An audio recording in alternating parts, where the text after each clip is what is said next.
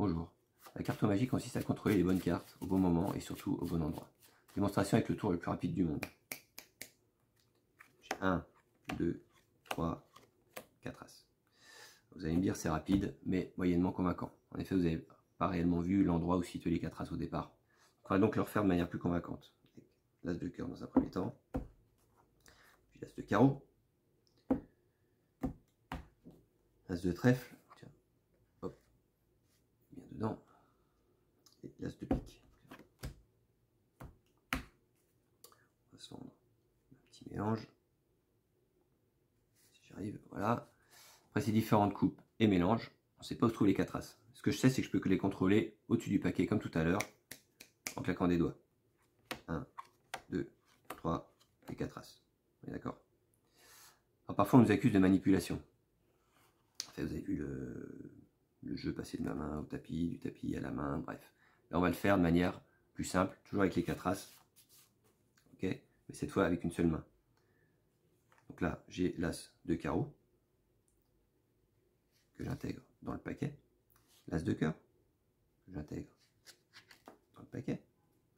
Là, si vous avez suivi, vous savez qu'il me reste mes 2 As noirs. Ok. Hop, dans le paquet. Et là, à votre avis, quel est le dernier As dans ma main? Cette fois, j'ai carrément contrôlé les 4 As. Je l'ai dit, ce sont les bonnes cartes au bon moment et surtout au bon endroit. Et dans la main, ça peut parfois être plus utile que dans le paquet. En revanche, ce qui est carrément utile, c'est de contrôler les 4 As.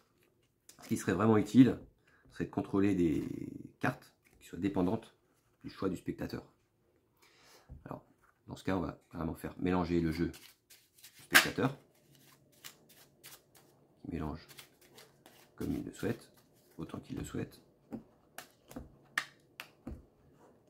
Et ensuite, hop, voilà, on va lui faire choisir une carte au stop, tout simplement. Hop, il me dit stop là, peu importe. Voilà. Une carte est mise de côté, personne ne connaît son identité. Alors bien sûr, je peux avoir des moyens de trouver l'identité de la carte. J'ai l'observation, la dextérité et la chance. Pour l'observation, ce serait possible, mais très difficile. Imaginez qu'uniquement en effeuillant les cartes, je définisse l'identité des 51 et donc de cette carte-là. Ça serait, vous conviendrez, assez difficile. Et on peut faire une petite expérience ensemble, déjà sur 4 cartes. Admettons.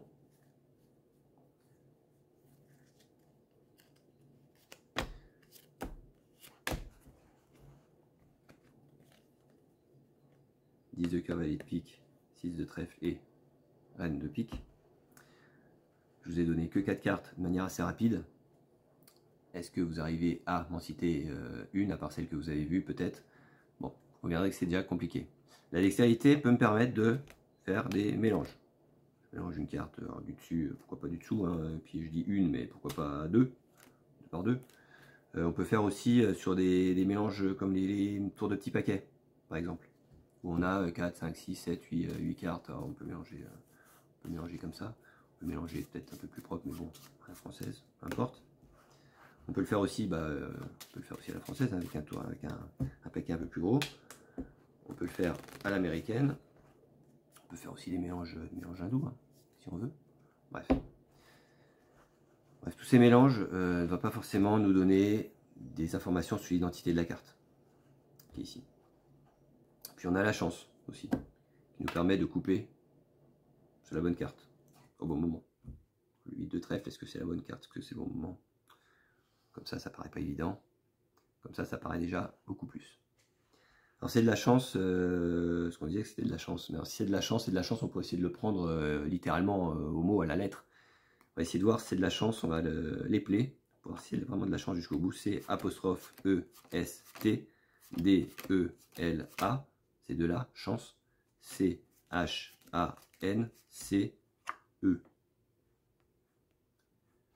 Et alors, on peut regarder une carte. Une carte avant, une carte après. Bref, on était loin du compte. Alors pour la dernière, vous comprenez bien qu'on va essayer de récupérer le 8 de carreau. Alors pour ça, je vais essayer de le faire déjà en mode challenge.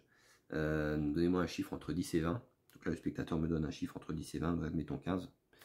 c'est au milieu, mais il pourrait me dire 14, 12, 17, 18, peu importe. Bon, admettons, on part sur 15. Donc on va essayer de sortir le 8 de carreau en utilisant les trois principes, l'observation, la dextérité et la chance, comme je vous l'ai montré avant, en mode un peu challenge, donc en essayant de le faire en moins de 15 secondes. Alors bien sûr, je vais le faire de manière magique, c'est-à-dire je ne vais pas passer les cartes jusqu'à tomber jusqu'au 8 de carreau. On va essayer de... Voilà. Et donc en moins de 15 secondes, je vais essayer donc de visualiser les cartes que j'ai dans le paquet pour essayer de situer le 8 de carreau. Avec un doigt, j'essaie de couper sur la bonne carte. Et puis, avec de la chance, je tombe sur la bonne carte. Ok, allez, top. Voilà, je pense pouvoir situer la carte. Là, je coupe le paquet. Et là, je pense qu'en moins de 15 secondes, j'ai réussi à trouver la carte. Alors, d'ailleurs, le spectateur m'avait dit 15. Il aurait pu me dire 12, 13, 17. On peut compter le nombre de cartes sur lesquelles j'ai coupé, là. Je prends. Le spectateur peut compter lui-même. 1, 2, 3, 4, 5, 6, 7, 8, 9, 10, 11, 12, 13, 14, 15. 15 cartes. Je vous ai dit la bonne carte au bon moment et au bon endroit. Tout est toujours sous contrôle.